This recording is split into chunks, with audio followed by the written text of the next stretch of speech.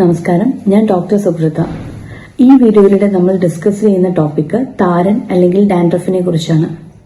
താരൻ എന്നാൽ എന്താണ്, താരൻ ഉണ്ടാകാനുള്ള കാരണങ്ങൾ, അതുപോലെ അതെങ്ങനെ ഡയഗ്നോസ് ചെയ്യാം, നമുക്ക് അതിനുള്ള കുറച്ച് ഹോം റെമഡീസും ട്രീറ്റ്മെന്റും നമുക്ക് ഈ വീഡിയോയിലൂടെ നോക്കാം.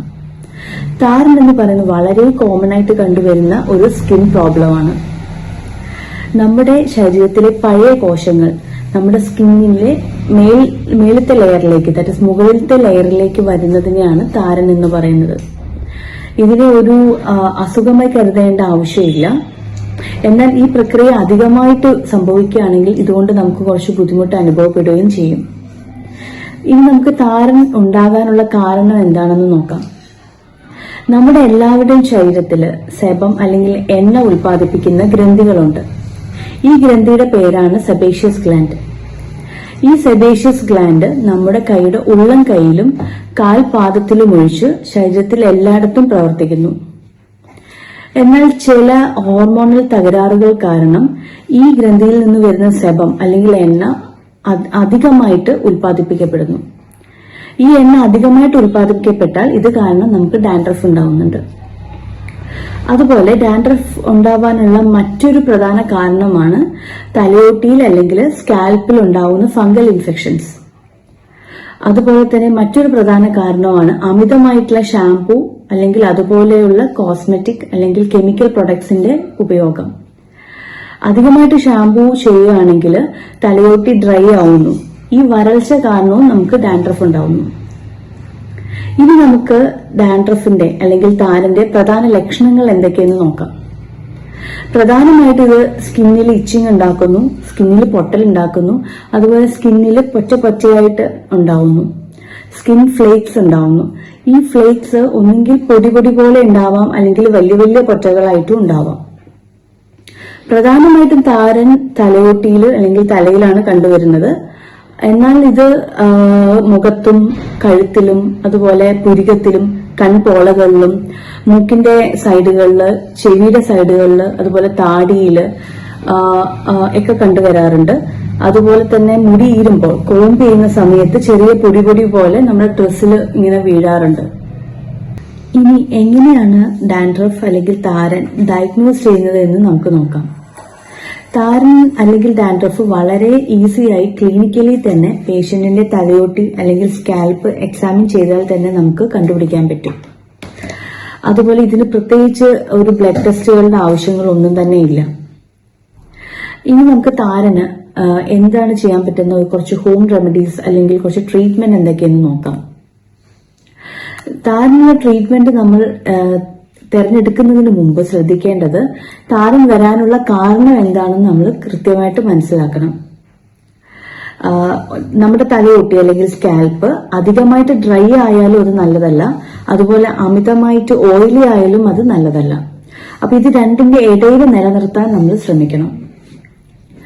അപ്പൊ ഈ താരൻ വരാനുള്ള കാരണം ഒന്നുകിൽ ഓവറായിട്ട് സ്കാൽപ്പ് ഡ്രൈ ആയതുകൊണ്ടാണോ, അതോ ഓവറായിട്ട് ഓയിലി ആയതുകൊണ്ടാണോ, അതോ ഇനി സ്കാൽപ്പിൽ വന്നിട്ടുള്ള വല്ല ഫംഗൽ ഇൻഫെക്ഷൻസ് കൊണ്ടാണോ എന്നും നമ്മളൊന്ന് ആദ്യം മനസ്സിലാക്കണം. അതിനുശേഷം വേണം അതിനുള്ള ഹോം റെമഡീസ് തിരഞ്ഞെടുക്കാൻ. ഇനി ഒരു പക്ഷെ ഓവറായിട്ട് ഡ്രൈനെസ് കൊണ്ടാണ് നമുക്ക് താരൻ ഉണ്ടായതെങ്കിൽ കുളിക്കുന്നതിന് മുമ്പ് ഒരു അരമണിക്കൂറിന് മുമ്പ് നന്നായിട്ട് ഓയിൽ സ്കാൽപ്പിൽ അപ്ലൈ ചെയ്യുന്നത് നല്ലതാണ്. ഈ ഓയിൽ അപ്ലൈ ചെയ്തതിനു ശേഷം കുളിക്കുമ്പോൾ ഷാമ്പു യൂസ് ചെയ്യാതിരിക്കുന്നതാണ് നല്ലത്. കാരണം ഷാമ്പു യൂസ് ചെയ്ത് കഴിഞ്ഞാൽ പിന്നെയും ഈ സ്കാൽപ്പ് ഡ്രൈ ആവും. അപ്പോൾ അതിന് പകരം ഈ ഷാമ്പുവിന് പകരം നമുക്കൊരു മിക്സ് തയ്യാറാക്കാം. ഈ മിക്സിന് വേണ്ടത് കുറച്ച് കറ്റാർവാഴ അല്ലെങ്കിൽ അലോവേരയും കൂടെ കുറച്ച് ചെമ്പരത്തിയുടെ ഇല അല്ലെങ്കിൽ പൂവാണ്. ഈ രണ്ടും കൂടി മിക്സ് ചെയ്ത് നന്നായിട്ട് ഗ്രൈൻഡ് ചെയ്ത് പേസ്റ്റ് ആക്കാം. ഈ പേസ്റ്റ് തലയിൽ കുളിക്കുന്നതിന്റെ ഒരു 15 മിനിറ്റ് തേച്ച് പിടിപ്പിക്കുക മുമ്പായിട്ട്. എന്നിട്ട് നന്നായിട്ട് തേച്ച് കുളിക്കാവുന്നതാണ് ഇതിട്ടിട്ട്. ഇത് ഷാമ്പൂവിനേക്കാളും അല്ലെങ്കിൽ ഷാമ്പൂവിന് ഈക്വൽ ആയിട്ടുള്ള എഫക്റ്റ് തന്നെയാണ് ഈ മിക്സും നൽകുന്നത്. അതുപോലെ ഇത് തേച്ച് കുളിച്ചതിന് ശേഷം നമുക്ക് മുടിയിൽ കണ്ടീഷണർ അപ്ലൈ ചെയ്യാവുന്നതുമാണ്. അതുപോലെ തന്നെ അധികമായിട്ട് ഡ്രൈ സ്കാൽപ്പ് ഉള്ളവർ വെള്ളം അധികമായിട്ട് കുടിക്കാൻ, നല്ലോണം വെള്ളം കുടിക്കാനായിട്ട് ശ്രമിക്കണം. ഇനി ഫംഗൽ ഇൻഫെക്ഷൻസ് കൊണ്ടുവരുന്ന ഡാൻഡ്രഫ് ആണെങ്കിൽ ആപ്പിൾ സിഡർ വിനീഗർ വളരെ നല്ലതാണ്. ആപ്പിൾ സിഡർ വിനീഗർ എത്ര എടുക്കുന്നോ അതിന് ഈക്വൽ ആയിട്ട് തന്നെ വെള്ളവും അതിൽ ചേർക്കുക. അത് രണ്ടും കൂടി മിക്സ് ചെയ്തിട്ട് കുളിക്കുന്നതിന്റെ ഒരു 15 മിനിറ്റ് മുമ്പ് തലയിൽ നന്നായിട്ട് തേച്ചു പിടിപ്പിക്കുക. ആപ്പിൾ സിഡർ വിനീഗർ തലയുടെ pH ബാലൻസ് മെയിൻറ്റെയിൻ ചെയ്യാൻ ഹെൽപ്പ് ചെയ്യും. അതുപോലെ ഫംഗൽ ഇൻഫെക്ഷൻസ് വരുന്നത് പ്രിവെന്റ് ചെയ്യാനും വളരെയധികം സഹായിക്കുന്നു. ആപ്പിൾ സിഡർ വിനീഗറും വെള്ളവും 1:1 റേഷ്യോയിൽ എടുത്താൽ മതി. അതുപോലെ തന്നെ വളരെ ഇമ്പോർട്ടന്റ് ആയിട്ടുള്ള അല്ലെങ്കിൽ വളരെ കോമൺ ആയിട്ട് യൂസ് ചെയ്യുന്ന വേറൊരു പ്രോട്ടീൻ ട്രീറ്റ്മെന്റ് ആണ് മുട്ടയുടെ വെള്ള, എഗ് വൈറ്റ്. ഇത് വളരെ ഡയറക്ട്ലി അപ്ലൈ ചെയ്യാൻ പറ്റുന്ന ഒരു പ്രോട്ടീനാണ് ഹെയറിലേക്ക്. കുളിക്കുന്നതിന്റെ ഒരു അരമണിക്കൂർ മുമ്പായിട്ട് നന്നായിട്ട് മുട്ടയുടെ വെള്ള മുടിയിലേക്ക് തേച്ചു പിടിപ്പിക്കാവുന്നതാണ്. ഇത് ഓൾട്ടർനേറ്റ് ഡേയ്സിൽ ചെയ്താൽ മതി. അതും നല്ലൊരു പ്രോട്ടീൻ ട്രീറ്റ്മെന്റ് ആണ്. ഇനി നമുക്ക് ഡാൻഡ്രഫ് സ്ഥിരമായിട്ടുള്ളവരാണെങ്കിൽ കൃത്യമായിട്ടൊരു ഹെയർ സ്കാൽപ്പ് കെയർ റൊട്ടീൻ നമ്മൾ ഫോളോ ചെയ്യണം. ഈ റൊട്ടീന്റെ ഭാഗമായിട്ട് നമ്മൾ ഡെയിലി നമ്മുടെ മുടി ഷാമ്പു ചെയ്യേണ്ട ആവശ്യമില്ല. 2 ദിവസം 3 ദിവസത്തിലോ ഒരിക്കലൊക്കെ ഷാമ്പു ഉപയോഗിച്ചാൽ മതി.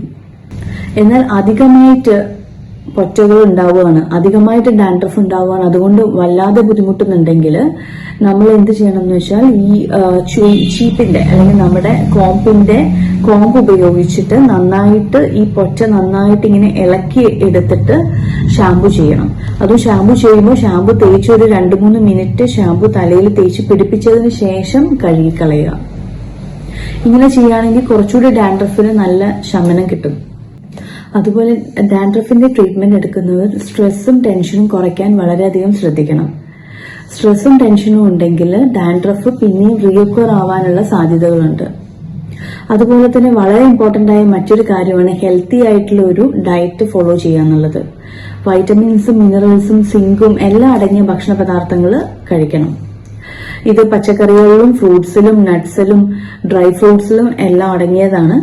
സോ ഇതെല്ലാം അടങ്ങിയ ഭക്ഷണ പദാർത്ഥങ്ങൾ കഴിക്കാൻ ശ്രമിക്കുക. താരനെ കുറിച്ചുള്ള കുറെ ഡൗട്ട്സുകൾ ഈ വീഡിയോയിൽ നമ്മൾ ഡിസ്കസ് ചെയ്തിട്ടുണ്ട്. ഹോപ്പ്ഫുള്ളി ഇത് നിങ്ങൾക്ക് എല്ലാവർക്കും ഉപകാരപ്രദമായി എന്ന് വിചാരിക്കുന്നു. ഇനി മറ്റൊരു വീഡിയോ ആയിട്ട് വീണ്ടും കാണാം. Thank you.